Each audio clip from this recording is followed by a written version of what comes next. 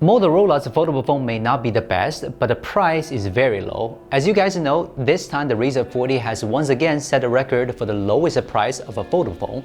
In China, its newest price is only about $560, which is about the same price as a normal sub-flagship phone.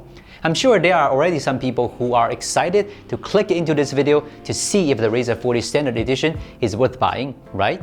This video will give you the answer.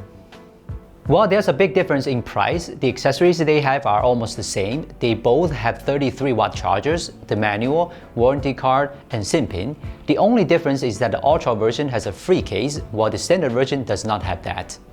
Good design is very important for a foldable phone, and Moto understands this very well. Although the Razr 40 is cheap, it didn't take a step back in terms of design. All three colors are made of vegan leather with a frosted metal frame. It looks better than the Black 40 Ultra.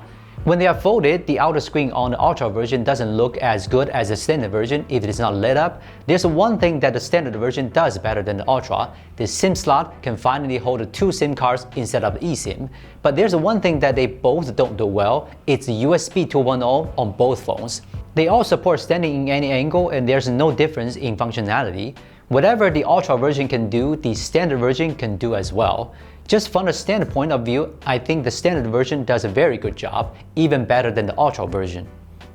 Compared to the Razr 40 Ultra, the external screen on the standard version is really small, like those old foldable phones released 2 or 3 years ago. This small 1.5-inch screen can only display the most basic information, so there's no way to reply messages like the Ultra, let alone opening some apps. The internal screen of these two phones has a much smaller gap in user experience compared to the external screen. The screen panel on both phones are actually the same. Both are 6.9-inch FHD Plus OLED screen, and both support DC dimming as well. Maximum brightness is 1400 nits, but it's clear that the Motorola wants the Ultra to be a step up over the standard version because the refresh rate is higher on Ultra and the bezels are narrower. So the 40 Ultra will look better in theory, but the difference is so small that you can't tell who's better in everyday use. So my recommendation is, if you are a type of person who uses your phone less frequently, the Ultra version should suit you better because you can do a lot of things with the outer screen. But if you tend to use it unfolded like me, the standard version should be about the same experience as the Ultra. Besides the external screen being downgraded, the performance of the Razr 40 isn't that powerful either. The Snapdragon 7 Gen 1 in the Razr 40 can hardly be called a good processor and is just as notorious as the Snapdragon 888 and 8 Gen 1. The peak performance looks good, but the long-term performance output is poor because it tends to heat up. The scores on many benchmarks are really bad compared to the 8 Plus Gen 1 on Ultra. That's probably the main reason why a lot of people don't want to buy the standard version. I can understand that, but is the Razr 40 Ultra really much better than the standard version in gaming? So looking at the frame rate graph or the thermal imaging photos, the difference between them in the Genshin impact isn't as big as the scores. Their frame rates are all locked at 30 FPS due to heat control. As a result, the Snapdragon 8 Plus Gen 1 didn't really do it more favors than the 7 Gen 1. What a waste of this chipset. Apart from the fact that the standard version fluctuated a little bit more during battles, it's hard to believe that the gaming performance of these two phones are actually about the same.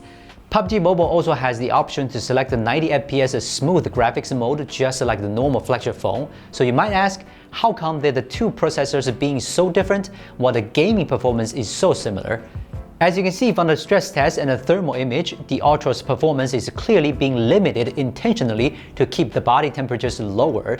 These two phones have completely blown out my mind. I don't know if I should be happy for the standard version users or sad for the Ultra users. It's not just the games, even the camera on standard version is better than I expected. I mean, it takes about the same level of photos as the Razr 40 Ultra with a less competitive sensor. Without the watermark, you shouldn't be able to tell which photo was taken by the standard version. Most of the time, the photos taken are very similar, both in a more colorful style. Of course, if you were to zoom in to get a closer look, they are still a little different. It's hard to tell, but it's true that the Ultra's dynamic range is a little better. The ultra wide-angle camera on the standard version has a bit wider field of view. However, in this photo, there are more sharpening on the standard version and the fur looks more natural on the Ultra.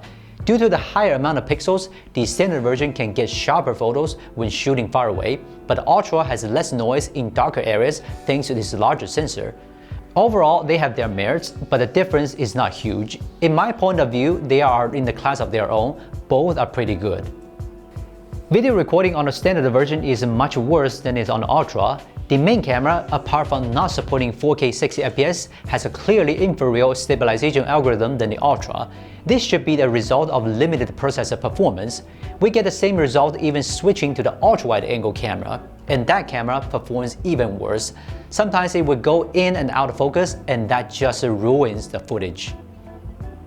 The Razr 40 has a larger battery than the Ultra version. However, due to the poor performance of the 7th Gen 1, the battery life is actually not as good as the Ultra version.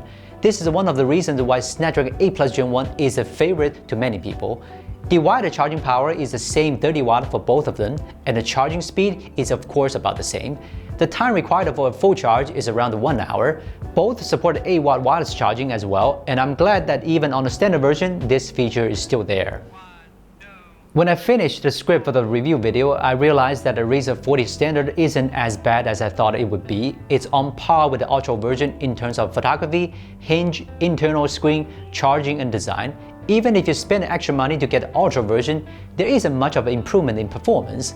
The size of external screen really doesn't matter much to me, so I certainly prefer the standard version over the 40 Ultra. I wouldn't make it my main phone though, because the gaming performance on both phones is so bad. But I would recommend it to those people who are obsessed with a foldable phone and don't play large 3D games. Finally, there's a cheap option for you. So that's about the Razr 40 Standard Edition. I'm Will from Gizmochina. We'll see you next time.